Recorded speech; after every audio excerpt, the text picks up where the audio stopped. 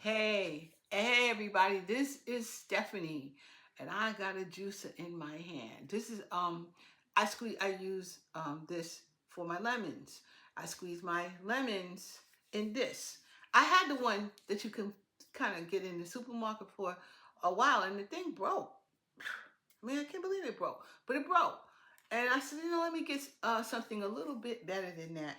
And this one is large. You see, I buy those big lemons and stuff from Costco. They're huge. And even the other one really was too small for that. But this will fit in. The big ones will fit in here and it's very easy to do. You just hold it and squeeze. Now, if I had having a cup of tea and some lemons, I would show you. It's a little, and I will actually do another video where I show you actually how I'm using it when I make some tea. But you hold on, I hold on to it, and because the lemon is big, for me, I have to kind of squeeze it down, but it does go down and it does work well. So I think this is good if you're looking for another lemon squeezer, and and it squeezes a lot of juice out. It really does.